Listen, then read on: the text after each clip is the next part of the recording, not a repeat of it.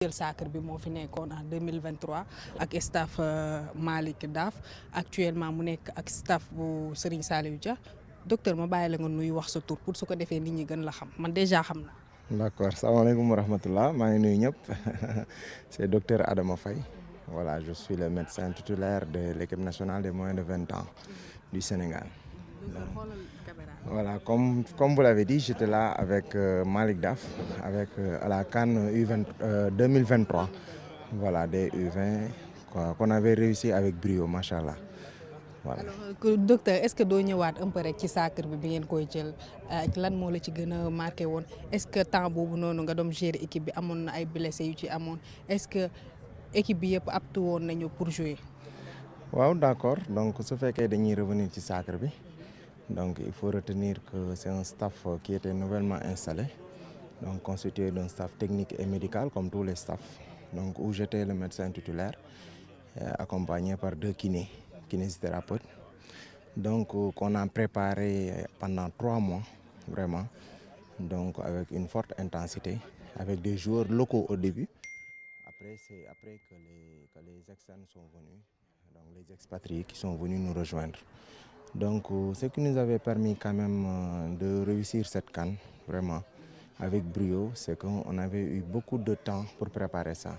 Donc à part les 3 mois qu'on a préparé ça au Sénégal, au centre de Toubab Dialaw et de Guéréo, on a eu aussi à préparer ça au niveau de la Tunisie, donc où on a fait 15 jours et on a pu jouer un tournoi là-bas, vraiment qu'on a remporté avant de rejoindre l'Égypte où on a vraiment fait la CAN. Voilà, donc durant notre tournoi, bien sûr qu'on avait des blessés, on avait même des joueurs titulaires qui étaient blessés, mais quand même qu'on a pu récupérer vraiment pour qu'ils puissent jouer les phases finales.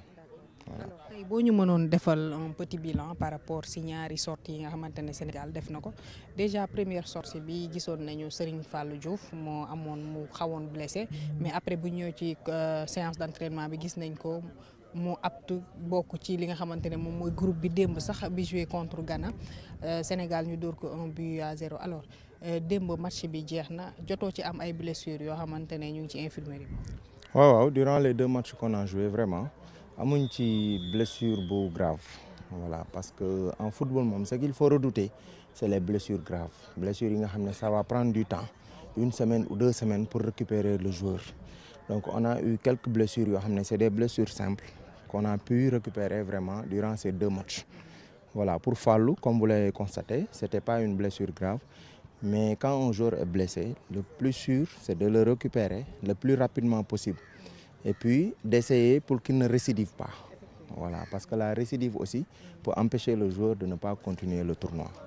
Voilà. Docteur, dañuy gis des fois comme bu match yi jeexee ñu naan bain glacé ban importance la am surtout ci joueur bi. waaw bain glacé bi moom la ñuy wax cryothérapie. Voilà, quand on parle de cryo, on parle de la glace. Donc glace bi daf lay permettre joueur bi su jouer ba pare parce que képp kuy def sport de haute intensité dafay am ay micro-traumatismes yu am au niveau des os, au niveau des muscles, au niveau des tendons et des ligaments.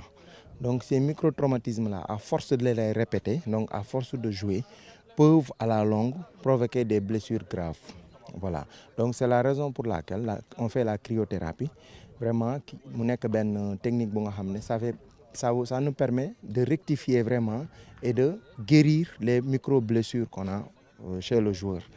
Donc c'est la raison pour laquelle ñuy def le bain glacé.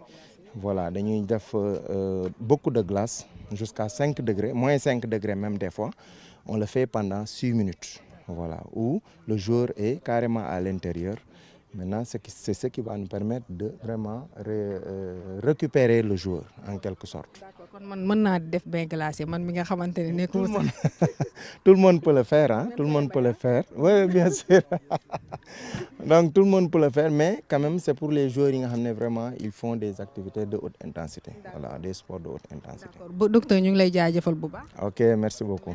Allez. Alors mu nekkoon ki nga fay moom moo ànd ak équipe bi moins de 20 ans yi déjà wax na que ne amuñu blessé yoo xamante ne yu kii lañ donc ça veut dire que équipe bi ñëpp apte nañu pour jouer ma bàyyi leen rek ñu wéyal ba léegi.